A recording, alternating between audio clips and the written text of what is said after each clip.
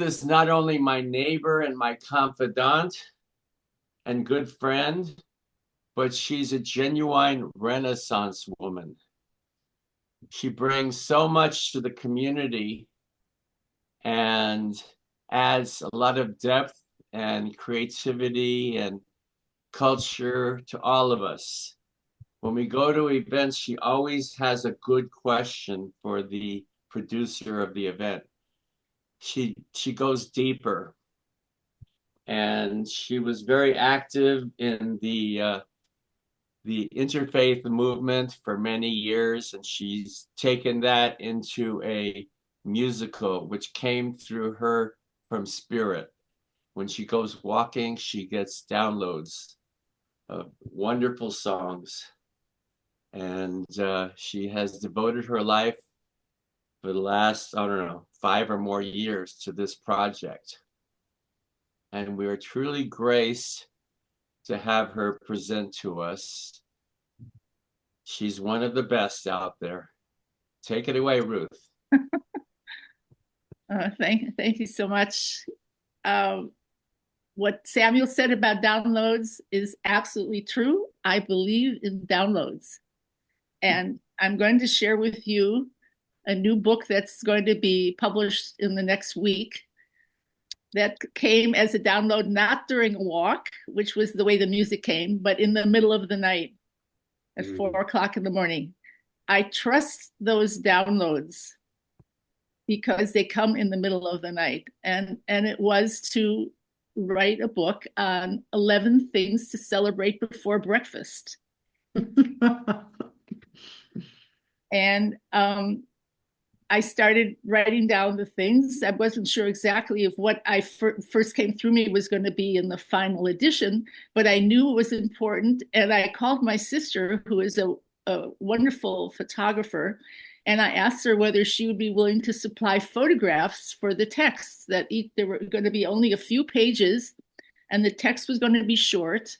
And I wanted her to supply photographs from her career as a photographer, and she's very eclectic. So she's taken pictures of many different things, including abstracts, which you will see in a moment, nature, people, etc.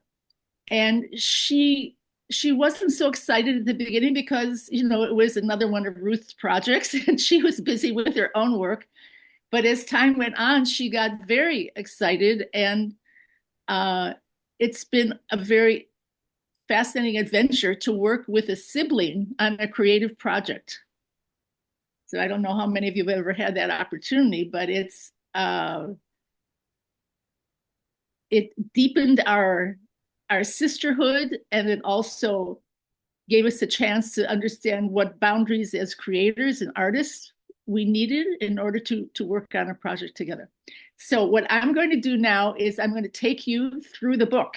It's a short book, and I'm going to stop after, of the 11 things, I'm going to stop after each of the comments, the text, and I'm going to give you a chance to weigh in if there's something you want to add to it or something about the photograph you'd like to say. And then there's a surprise waiting for you at the end for the 11th comment. And what came to me while I was working on this process is that I wanted to write 11 books on 11 different topics as part of a short inspirational series. And I think the reason I want to do this now more than ever is because people have such short attention spans. And the challenge is, can we put into a few words an idea that is profound enough to have people having a conversation about it for an hour even? And maybe we could even establish 11 on 11 clubs where 11 people would get together to discuss just one idea. And each time it would rotate. And so there could be multiple participation, which I love when there is participation with the audience. So without further ado, I am going to start with the cover.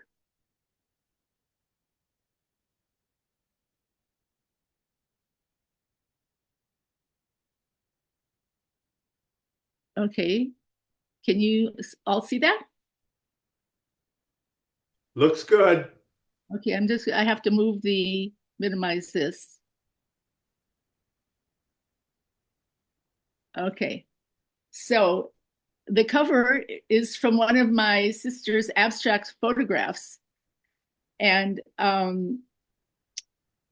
we had to revise the cover several times because we were trying to figure out how to have something complex and yet still be able to have a title that was easily read. And as you can see, the back cover, leading you to greater awareness and a deeper appreciation of your own life. That is kind of the motif of this series. And we were lucky to get two great testimonials, one from Jack Miles, who's a Pulitzer Prize winning author and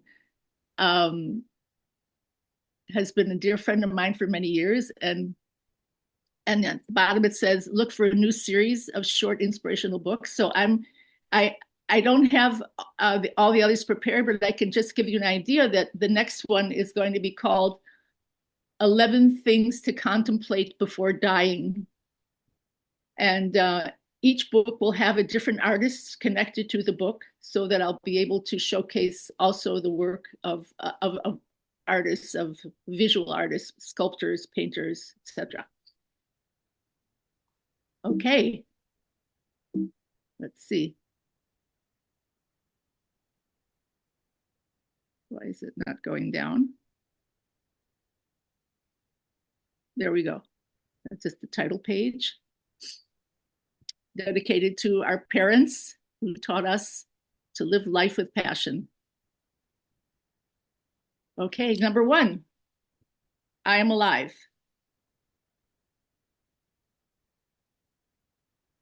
Now, if Tim, if you can help me or someone else, if there are any hands that are raised, if there's any comments you'd like to make about the first statement. Okay. Can you see any hands? I can't.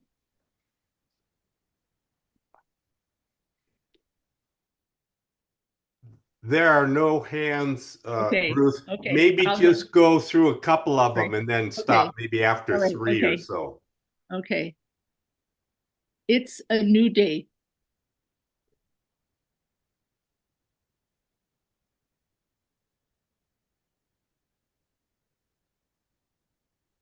I am not alone. Oh, I have to speak.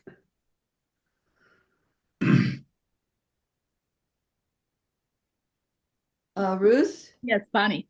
Yeah, the one that says I'm a new day that we just passed by particularly struck me because years ago I saw a doctor actually giving a talk, something I went to very early in the morning with a friend of mine that was working at this hospital, and she said, life gives us innumerable opportunities to regroup and get a fresh start. And that has just all these years, ever since that was probably 25 years ago, I think of that all the time. Mhm. And it really helps me a lot. Thank you. I think that's so valid because the truth is that, and we just heard it in the Tao, what Dana and what Jonathan spoke to us about, that you can't unring the bell, but you can ring a new bell.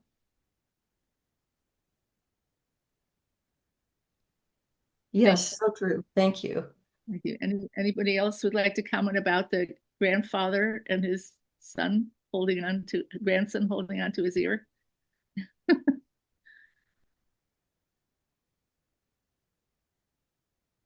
I know that during the pandemic, there was an increased rate of suicide and people were feeling so alienated and alone that one of the cruelest part of the pandemic for me was that the elderly who were ill were not allowed to see their families when they were dying, and that I can't think of anything more painful than to be separated from your family at those moments. So are there any other comments about this before I go on? Yeah, Ruth. That was the case for Allison's mother, who passed away during that time. We were not allowed to go into her hospital room as she was passing, and it was all very regulated, and it was just it made it difficult. It made it difficult, I guess, for us, and probably for her too, just not to have that connection in your final moments. So I'll second that. Anybody else before I go on? Yeah, I really like the grandfather has a smile on his face, and the little one has this intense, knowing look. Very, very juxtaposition. Right. Yeah. Yeah, Except, yeah, instead of the other way around, right? hmm yeah, beautiful. I never thought of that before, Jonathan. I really love that comment. I'm going to tell that to my sister. She'll appreciate that. Okay, I'll go on to, are there any more? Because I can't see the gallery. If not, I'll go on. Shall I go on, Tim? Anybody else? Yeah, I'd say go on. I haven't seen, we can only see part of the gallery because of the way it's set Okay. up. So then whoever, maybe people could just speak up then without. Yeah, that's a good idea. Okay. The world was made for me and all living things. Tulips in the snow.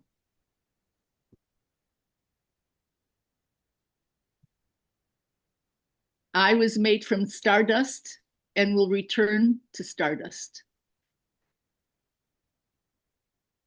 So I will share with all of you that the inspiration for these two statements comes from the Jewish tradition. There is a saying that every person should walk through life carrying two small pieces of paper, one in each pocket. In the left pocket, it should say, God made the world just for me. And in the right pocket, the paper would say, you were made from dust and you will return to dust. So that we understand that we are the center of the universe and that we are also a speck of dust. And when I told my sister I wanted to say stardust, and she said, oh, come on. She said, California woo-woo. And I said, no, check it out. So she went and looked it up, and she said, it's true, it's scientific. We are made from the dust of stars. And what a ennobling, and at the same time gives us a sense of, to feel humility at being but a speck. And I love that photo. It definitely was not made from space, but it does look like stardust to me. Anybody else would like to say something before I continue? I love the idea of the stardust. It, one, it just reminds me from where I have come. And two, it reminds me that everyone else has come from there too. So there's a unifying part of that, plus a sense of depth of my personage. Thank you, Carolyn. I would add also that we are probably the only beings that can truly appreciate as we reflect on the universe. We have the consciousness to appreciate how all this evolution has taken place and the immense mystery and beauty of all this, from stardust all the way up to where we are.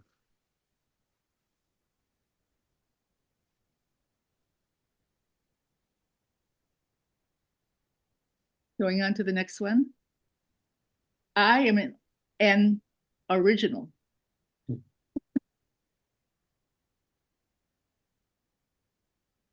Do you see the little face in the flower? Yes.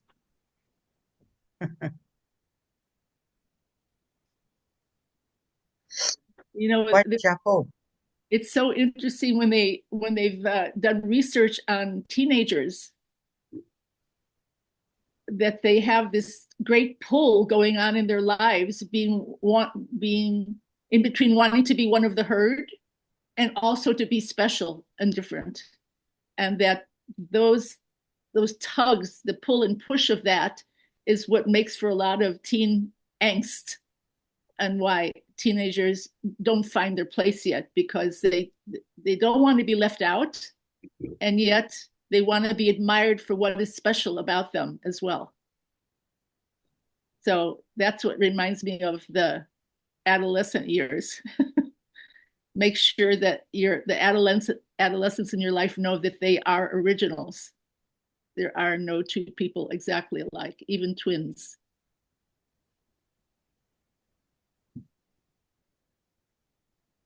I can choose my destiny.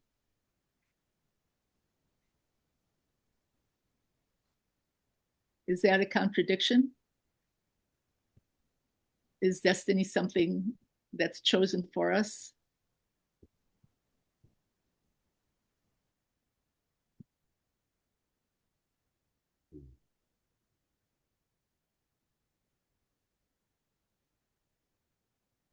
Any comments?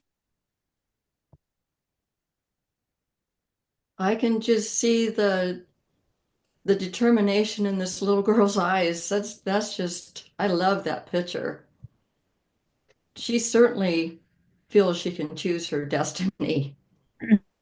Love that. Another contrast I see is the distinct difference in their skin color.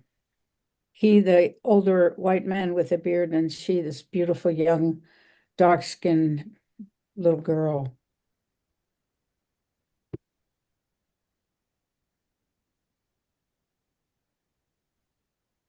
Thank you. Okay, anybody else, or I'll move on? We choose our, oops, okay, go we ahead. choose our destiny every day. So that's why it's good before breakfast to remind ourselves it happens every day and every moment. We choose our destiny before oatmeal. We But I often don't. Go ahead, we Tim. often can't choose what happens on the outside, but we can choose our reaction to it. Yes. I had a friend look at the galley before we sent the book in to be printed, and she said, I don't agree with this. If it's your destiny, then you don't have choice in it. Destiny implies that you don't have choice. And I said, she said, I think you should change that. And I said, I don't feel in my heart that I could change that sentence, because I do believe we have something to do with our destiny. It's what is given to us and what we make of it. Yeah, Mary Ruth, Grace? yeah, Sam. Oh, Carl Jung makes a distinction between fate and destiny. Fate is what we are given and not yet conscious of, and destiny has to do with becoming. Jung says fate will happen to us unless we become conscious of what is inside, and then we can, after that, choose our destiny. So there, I'm not stating that very well, but he makes a definite distinction between the two. So I can choose my destiny because it is a matter of choice. Fate is not, but choosing destiny is. thank you, Sam. Hi, everyone. Can you hear me? Yes. Yes. Oh, good. My name is Jane. I'm new to this group. I can choose my destiny means to me that it makes me ultimately responsible for my destiny and my actions. I think during the in Judaism, during the Yom Kippur service, there is a part that speaks about being able to change our destiny by our actions. And so that little sentence really spoke to me. And also the first one, Ruth, I am alive. That really, that was a force. When you read that and showed that sentence, it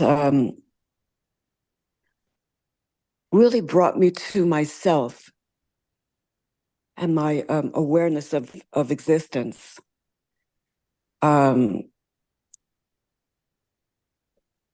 So, and that's a great way for me to begin the day, is to know that I'm alive. It brings me back to my center, my being. And Jane, there's, yes.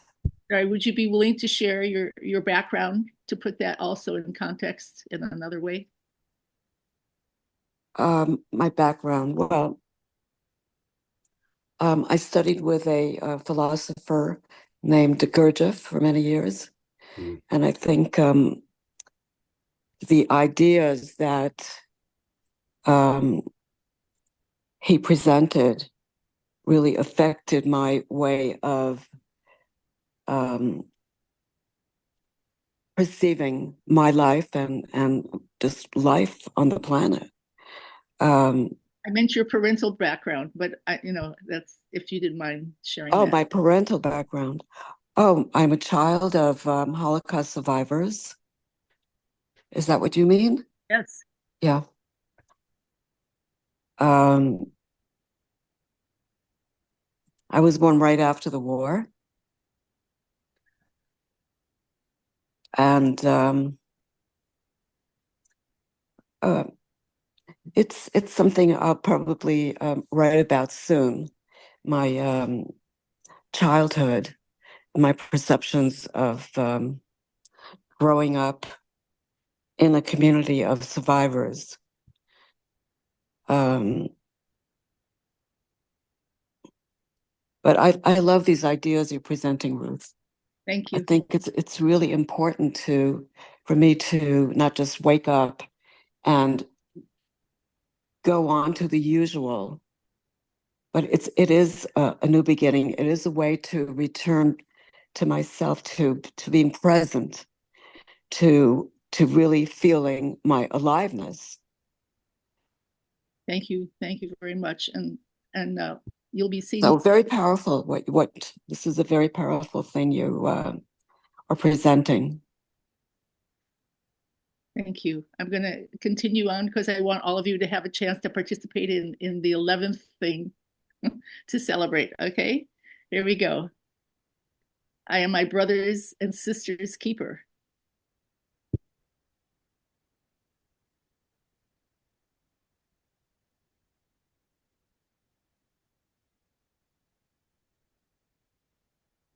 Life is an invitation.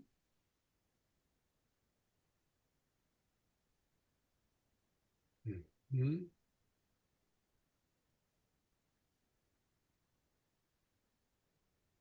Any comments? Well, I love that one, Ruth. That the picture and the comment. I think it is every day something that we have an opportunity to with, I love the idea of dancing with the divine and feeling that if we just kind of be more expansive, that we can invite all sorts of magic and mystery and playfulness into our lives. Thank you. I also Ruth, this is Michelle, and the other one, that the other thing that I like about this, the first thing I thought of was the idea that being in community, To me, the chairs represent connection.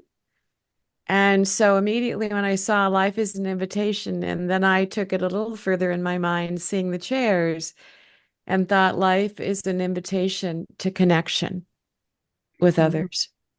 Mm-hmm. And also, what color chair will you choose when you're Yes, that's right. You want one that has a solid back, or you one that has only an upper part for your upper back? Or maybe I just want to try all of them, Ruth. Right. and one see that's which close to one the fits window? just right. Yeah, Right. I kind of feel like the three bears on that one. Yeah, right.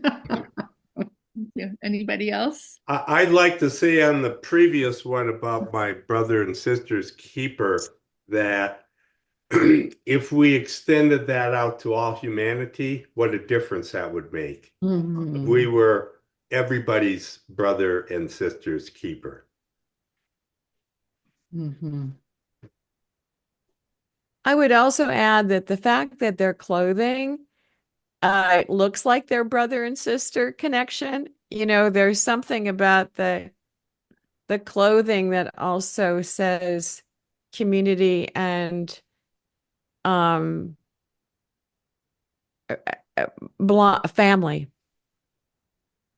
In real life, they're actually cousins. Yeah. Are they our cousins? They're cousins, yeah. But I love the way he's whispering to her, Yeah. at the beginning. Yeah. And then and she's listening because she needs his advice. I mean, you could write a caption for each one of these. You could. 100 captions, actually, you could. And the last one is she's pensive and he's saying, I don't know what to do with this one. So I'm seeing that Lovita has her hand raised, and I'd suggest don't do the hand raise in this because we can't see the whole gallery.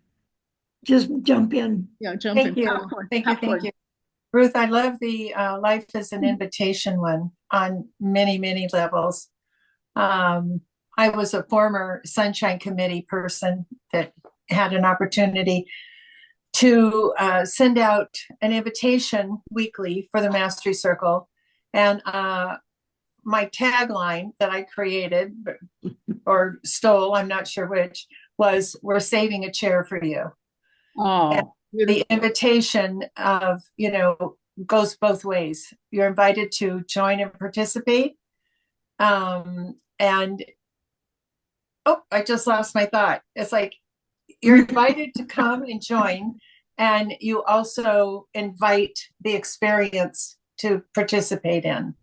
So that one is particularly beautiful for me, I think. And I also like the saying of, I'll leave the light on for you. When I lived in a very remote area and just to my surprise discovered that it was primarily vacation homes. That's why there was no lights on at night when I'd go out and walk. But one of my neighbors had a little night light in her kitchen. And I mentioned to her how it touched me deeply and how inclusive it felt to just witness the nightlight in her kitchen window.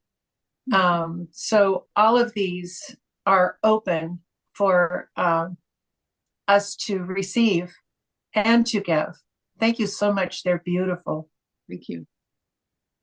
Hadia started the meditation today with life is an invitation, but the meditation was an invitation. Mm-hmm. Thank you. Ruth, Oh, yes. Go ahead.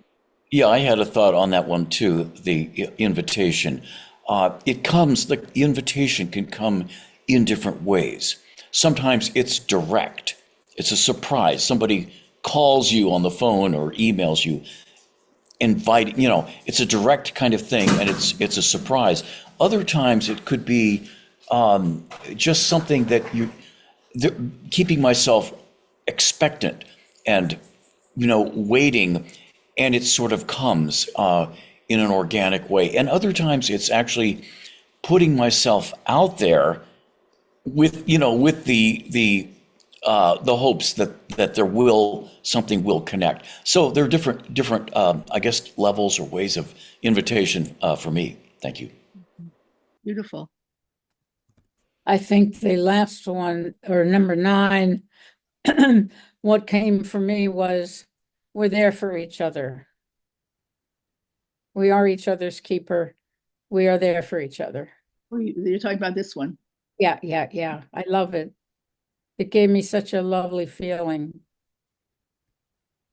Yeah. Thank you.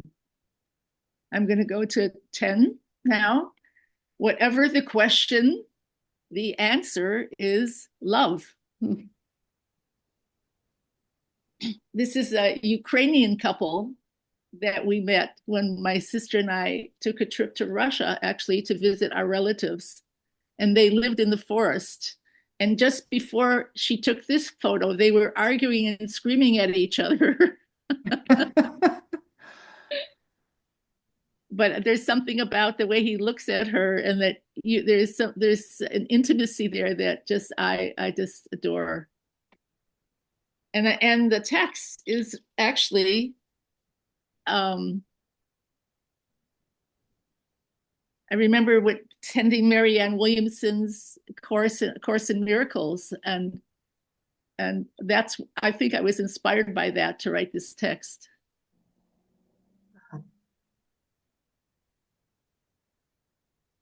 Okay, are there any other comments? And otherwise, I'd like to go to how much time do I have left? Can someone tell me that? Yeah, you have about 5 minutes max. Okay, all right. So let's go to number 11. And what do we see here? Oh, sweet. This one is left blank for you to fill in. Mm-hmm. And so each of the 11 books that I'm planning to write will have an 11th page that is open. And if people wanted to get together as a group and discuss these topics, weighty topics of God, of being alive, of contemplating death, they would have a chance really this is to encourage people to think about the topic and not just to hear someone else commenting on it. That's good. So, and just I'll tell you a little bit more, and then we can ask if anybody wants to add one to the 11 things to celebrate for breakfast about the why 11. So I don't know how many of you are aware of that 11 has a historical mythological significance. And so here I describe it. I'm not going to read it all to you, but I'll just put at the end here that the 1111 symbol is a worldwide phenomenon, or it has provoked and created a worldwide phenomenon where people throughout the day have noticed that when they are aware, spiritually aware, when they look at the clock, they will very often get to the 1111. And that is supposed to be some kind of a portal to understanding about the world to come. And so whether you are mystical in nature or whether you're practical in nature, one could say just to call your attention. It's like a way of just saying, I'm here, I am present, I'm aware of myself in the world. And we get so caught up in everything we're doing during the day. So it's a great moment because it gets us to the place where we are here and now. And that is a precious moment. We don't have many of those. So can we all take a moment to be here and now, right now?